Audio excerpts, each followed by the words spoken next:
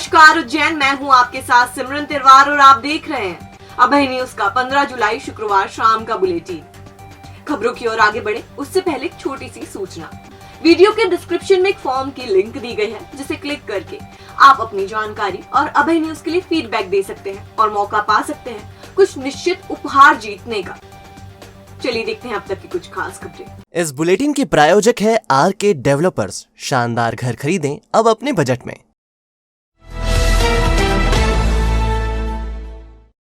सहेली के मंगेतर पर गुरुवार रात चाकू से हमला करने वाली युवती को 24 घंटे बाद भी पुलिस ढूंढ नहीं सकी है।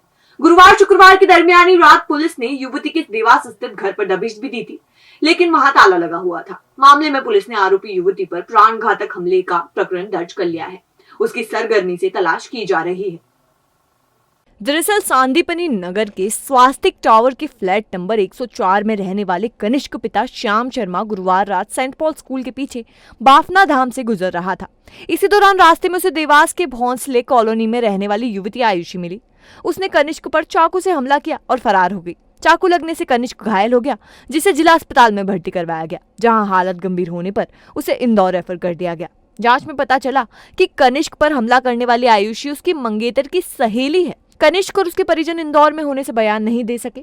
घटना की वजह फिलहाल स्पष्ट नहीं है, लेकिन पता चला है कि कनिष्क युवती के परिजनों से उसकी शिकायत करता था। संभवतः इसी से आक्रोशित होकर उसने हमला किया। पुलिस ने आरोपी युवती के खिलाफ धारा 307 एवं 294 की धारा में प्रकरण दर्ज किया है। देर रात को चिमनगंज पुलिस ने उसके घर भी दबिश दी, लेकिन वहां ताला लगा हुआ था। उसके पकड़ाने के बाद ही सही कारणों का पता चल सकेगा।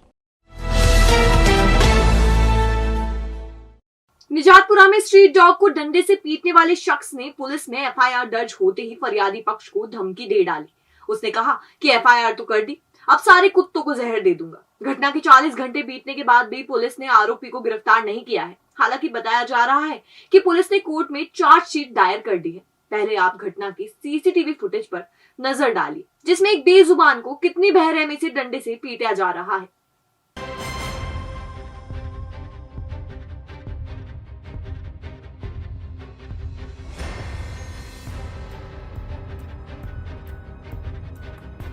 दरअसल नगर निगम में कंप्यूटर ऑपरेटर के पद पर पदस्थ नजमा पिता शाबिर खान निजातपुरा में रहती है। वे अपने घर के समीप रहने वाले स्ट्रीट डॉग की देखभाल करती है। 13 और 14 जुलाई की दरमियानी रात करीब 2:30 बजे बारिश से बचने के लिए स्ट्रीट डॉग उसके पड़ोस में रहने वाले मुकेश पिता बाबूलाल रायकवार के घर के बाहर जाकर बैठ गया। महज इतनी सी बात पर मुकेश ने डॉग की बेरहमी से पिटाई कर दी। डॉग के चिल्लाने पर जब नजमा और उसकी मां रईस बी ने बाहर देखा तो मुकेश रायकवार डॉग को डंडे से पीट रहा था। पिटाई से बेजुबान के सिर से खून बहने लगा और पैरों में भी चोट आई। दूसरे दिन नजमा स्ट्रीट डॉग को लेकर पशु चिकित्सालय पहुंची, जहां इलाज के बाद डॉग की हालत पहले से कुछ बेहतर है। अभय न्यूज से बातचीत में नाजमा ने बताया कि आरोपी मुकेश रायकवार चरक अस्पताल के बाहर फूड का स्टॉल लगाता है।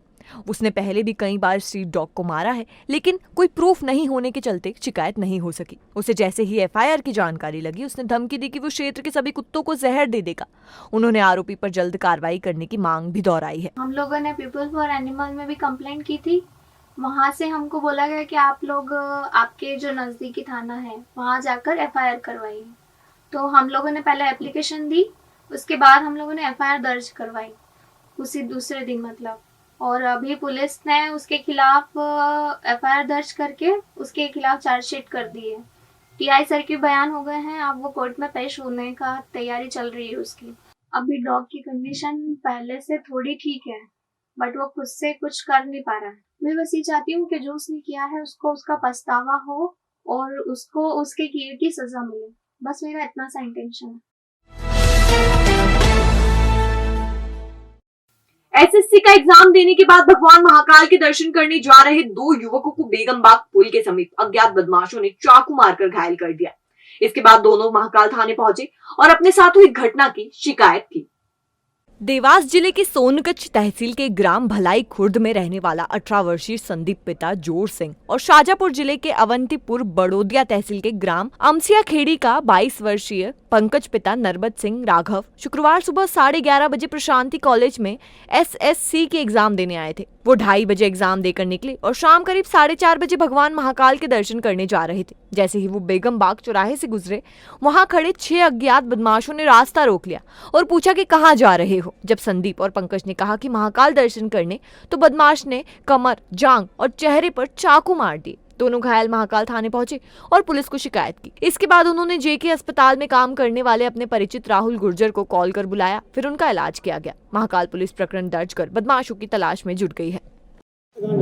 सर, हम एसएससी का फॉर्म परीक्षा दे के हम दर्शन करने के लिए महाकाल मंदिर आ रहे थे। तो वहाँ से ब्रिज उतरते समय हमें, मेरे भाई और हम दोनों साथ में आ रहे थे, तो पीछे से मेरे को मारा। पीछे से मारने के बाद हमने उनसे पूछा कि हमने वो गाली गलौज कुछ भी नहीं किया। हमने ये बोला कि भैया क्यों मारा हमको, तो वो गाड़ी पलटा के आए और मुझे गाली गलौज करने और इधर कहाँ जा रहे हो, तो उन्होंने बोला, हमने बोला कि हम महाकाल मंदिर जा रहे हैं। और किस तरह का माहौल था वहाँ पे? क्या मतलब आसपास सब मुसलमान थे और कोई नहीं दिख रहा था। और सब वो अपने कोई ने आए थे वैसे, तो वहाँ पर कोई हिंदू नहीं दिख रहा, सब मुसलमान। इधर से तुम्हारा इलाका नहीं है, इधर से मुसलमान ही आ सकते हैं। कितने बजे की घटना है ये? 4 से 4:30 के बीच में। छिंदवाड़ा से भगवान महाकाल के दर्शन करने आए श्रद्धालुओं के साथ पार्किंग एरिया में बदमाशों ने मोबाइल लूट की वारदात को अंजाम दिया। श्रद्धालुओं ने महाकाल थाने में शिकायत की, जिसके बाद पुलिस मामले की जांच कर रही है। दरअसल छिंदवाड़ा जिले के पांडुर्ना तहसील में रहने वाले श्रद्धालु बाबा महाकाल के दर्शन करने शुक्रवार को कार से उज्जैन आए थे। उन्होंने अपनी कार शिप्रा नदी के पास पार्क की थी। दर्शन के लिए कुछ लोग मंदिर पहुंचे तो कुछ कार के पास ही खड़े थे। इसी बीच पहले से रैकी कर रहे बदमाशों ने श्रद्धालु से मोबाइल झपटा और फरार हो गए। श्रद्धालु महाकाल थाने पहुंचे और पुलिस को बताया कि मोबाइल के कवर में करीब 4 से 5 हजार रुपए भी रखे हुए थे, वो भी मोबाइल के साथ चले गए। इसके बाद श्रद्धालु कुछ अच्छी तो कुछ बुरी यादों को संजोए थाने से रवाना हो गए। मामले में पुलिस केस दर्ज कर आरोपियों की तलाश कर रही है। पांडुर्ना अपने एमपी से है, पांडुर्ना से आए हुए थे सर। यात्री लोग हैं, हर साल यात्रा पे आते हैं। आके हम लोग वहाँ पार्किंग स्थल पे रुके हुए थे सर। बाकी हम लोगों के साथ के सब लोग गए दर्शन करने। हम 4-5 लोग वहीं थे। वहाँ सुबह से ही बहुत से लड़के लोग घूम रहे हैं और वो पता नहीं बहुत देर से नज़र में था। एकदम वो आया और उन्हें मोबाइल छीना और भाग लिया। एक आदमी उसका मोटरसाइकिल में आगे रुका हुआ था। हम लोग दौड़े जब तक वो बाइक से निकल गए। चल रही थी, जो पेमेंट पानी था वो भी मोबाइल में रखा हुआ था।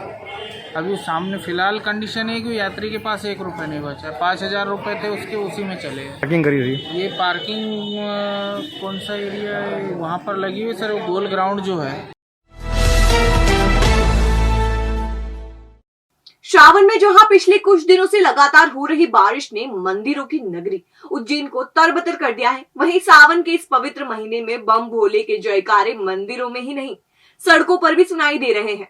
शुक्रवार को त्रिवेणी से श्री महाकालेश्वर मंदिर तक कावड़ यात्रा निकाली गई, जिसमें कावड़िए बम भोले का जयकारा लगाते हुए मंदिर पहुंचे और बाबा महाकाल का जलाभिषेक किया।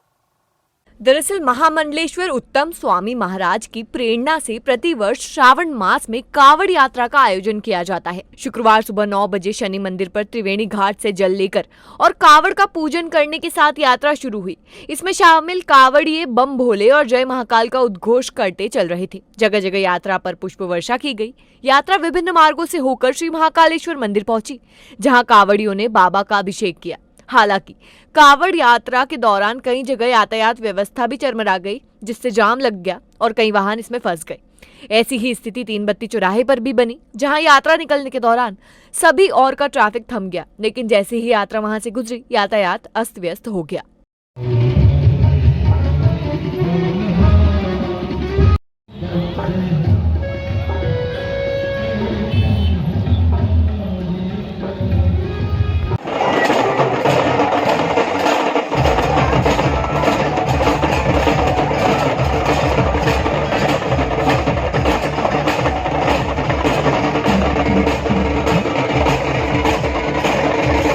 पाँच से 7 हजार श्रद्धालु इस उज्जैन के कोने कोने से त्रिवेणी पे पधारे। त्रिवेणी का जल लेकर के बाबा महाकाल का अभिषेक करने के लिए हजारों श्रद्धालु साथ में निकले हैं। स्वामी हमारे महामंडलेश्वर आचार्य हमारे महात्मा उत्तम स्वामी जी महाराज जी के सानिध्य में यह यात्रा इस उज्जैन के अंदर और सारे विश्व में, सारे देश में विश्व का कल्याण हो, सब सुखी रहे, सब समृद्ध रहे, इस भावना को लेकर के यात्रा निकाली जा रही है। अनेक प्रभावशाली लोग, ये तो यात्रा धार्मिक यात्रा है, सब आए, सब जाएं, उसमें किसी को कोई रोक टेक नहीं है। और अनेकों और स्वामी जी के मानने वाले देश भर से भक्त लोग पधारे हैं। शुक्रवार को बृहस्पति भवन में कलेक्टर आशीष सिंह ने जिले के ग्रामीण क्षेत्र के युवाओं की बैठक ली, जिसमें उन्होंने कहा कि रोजगार मांगने की बजाय रोजगार देने वाले बने। उद्यम क्रांति एवं प्रधानमंत्री सूक्ष्म खाद्य उन्नयन योजना के तहत गांव-गांव में उद्योग खोले जाएंगे। यदि किसी गांव में एक उद्योग की यूनिट खुलती है तो उससे कम से कम 10 लोगों को रोजगार मिलता है। गांव में उद्योग पहुंचेगा तभी गांव की दशा बदलेगी। दरअसल कलेक्टर आशीष सिंह मुख्यमंत्री शिवराज सिंह चौहान की योजनाओं से युवाओं को अवगत करवा रहे थे। उन्होंने कहा कि सीएम की योजना है कि गांव के युवा शासकीय योजनाओं का लाभ उठाकर उद्यमी बने। प्रधानमंत्री सूक्ष्म खाद्य उन्नयन योजना के तहत 35% व अधिकतम 10 लाख रुपए की सब्सिडी दी जा रही है। इसमें 50 लाख रुपए तक का लोन किया जा सकता है। इस दौरान कलेक्टर ने उद्योग विभाग के महाप्रबंधक AR सोनी को उद्यमियों की समस्याओं एवं सुझाव के लिए हेल्पलाइन शुरू करने के निर्देश दिए। प्रत्येक ग्राम पंचायत में एक उद्योग की स्थापना करना हमारा उद्देश्य है और उसी डायरेक्शन में हम लोग काम करेंगे। हम लोग ये है कि शुरू में जो 200 बड़ी ग्राम पंचायतें हैं हम लोग उनका चयन करें और पहले साल में उन 200 पंचायतों पर फोकस करके।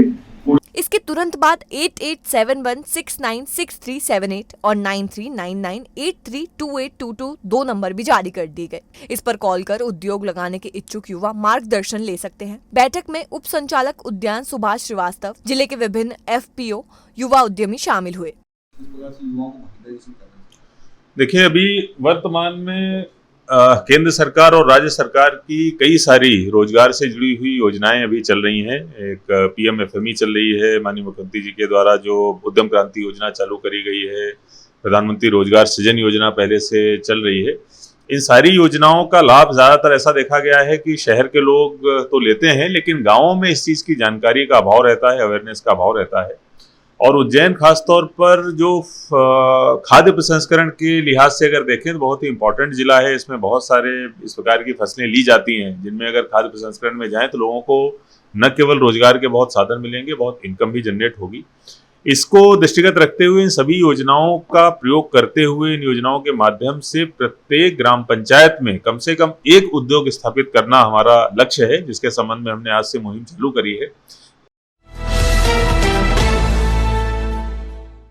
बारिश के थमने के बाद भी शुक्रवार को मोक्षदायिनी मां शिप्रा का छोटा पुल जलमग्न रहा। इस सीजन में ये दूसरा मौका है जब छोटे पुल के ऊपर पानी पहुंच गया। हालांकि अभी भी लोगों को बूंदों की जोरदार झड़ी का इंतजार है। दरअसल उज्जैन सहित आसपास हो रही बारिश के चलते शिप्रा का जल स्तर बढ़ा हुआ है। गुरुवार रात और शुक्रवार सुबह तेज बारिश होने के बाद दिन भर मौसम खुशनुमा रहा। बारिश नहीं होने के बावजूद भी छोटा पुल जलमग्न रहा और घाट पर मंदिर आधे डूबे रहे। पानी के बीच ही पंडे पुजारियों ने पूजा अर्चन किया। हालांकि बतौर एहतियात यहाँ पुलिस और होमगार्ड के जवान तैनात रहे। बजरंग दल के नगर जिला संयोजक अंकित चौबे का जन्मदिन शुक्रवार को शहीद पार्क पर धूमधाम से मनाया गया। इस दौरान कार्यकर्ताओं ने साफा बांधकर और पुष्पमाला पहनाकर उनका स्वागत किया। इस मौके पर केक भी काटा गया।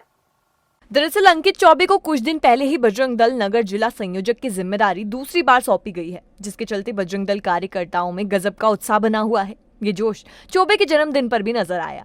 नगर जिला संयोजक का दायित्व पुनः मिलने और जन्मदिन की दोहरी खुशी पर कार्यकर्ताओं ने उन्हें फूल मालाओं से लाद दिया।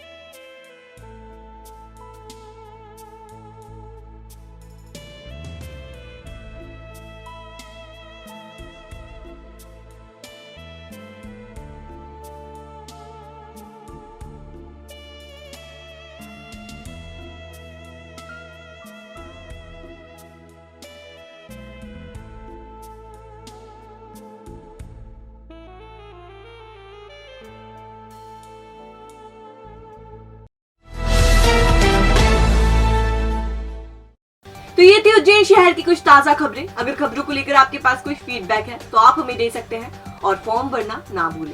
कल फिर मिलेंगे इसी समय। नमस्कार।